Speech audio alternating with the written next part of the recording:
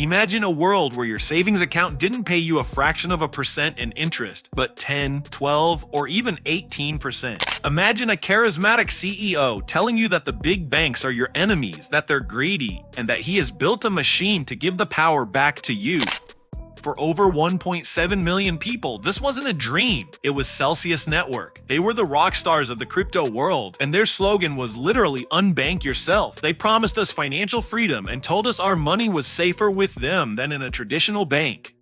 But in June 2022, the music stopped. The safest place for your crypto locked its doors, freezing billions of dollars in customer funds. What followed was a devastating unraveling of lies and a bankruptcy process that turned regular consumers into creditors fighting for pennies on the dollar.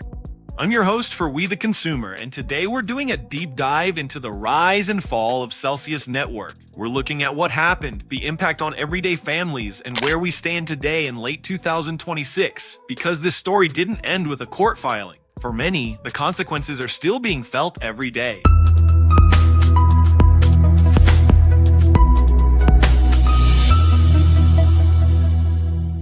To understand the betrayal, we first have to understand the pitch. Celsius was founded in 2017 by Alex Mashinsky. He wasn't just a random coder.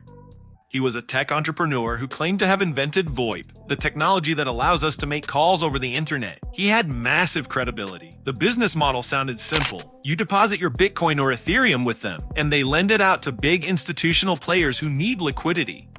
They get paid interest, and they split that profit with you. Mashinsky famously claimed they returned 80% of their revenue to the community. It was intoxicating. Every Monday, users would get a notification, "You've got paid." It created a cult-like following. They called themselves Celsians.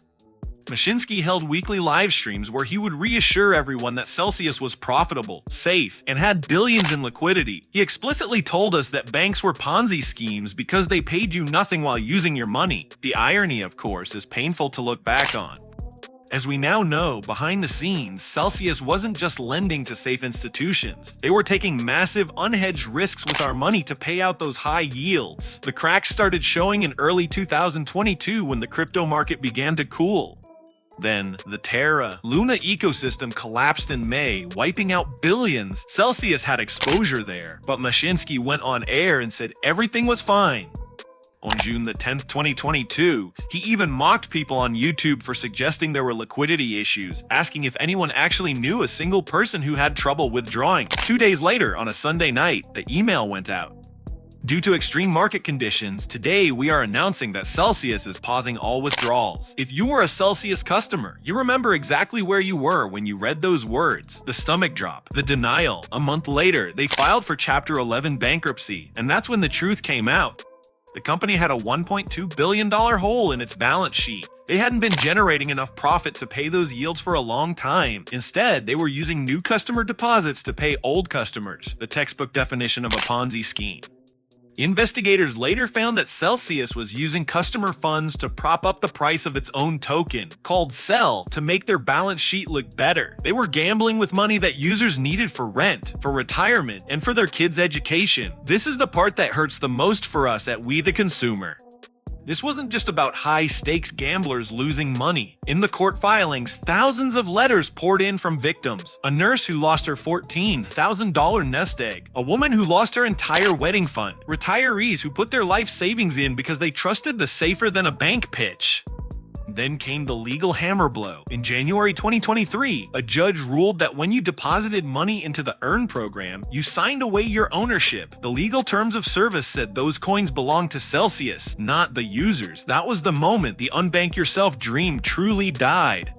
In a bank, your deposit is a liability. The bank owes you that money. In Celsius, you were just an unsecured creditor. You didn't own your Bitcoin anymore. You owned a claim against a bankrupt company. So where are we now in late 2025? The justice system eventually caught up.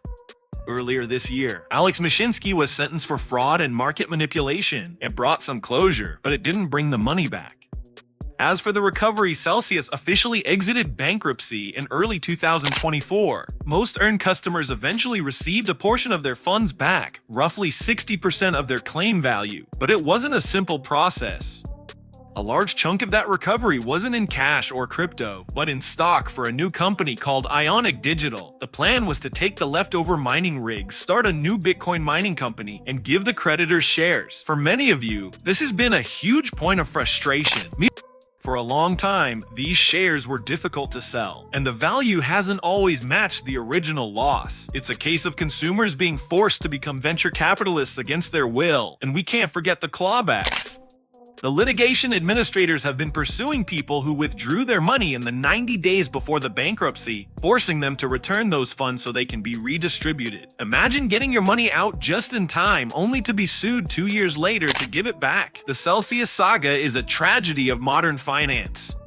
It leveraged the trust of people who were looking for a better alternative to a broken banking system and abused that trust in the worst possible way. We've seen justice served in the courts, and some money has been returned, but the psychological toll and the years of stress can never be repaid.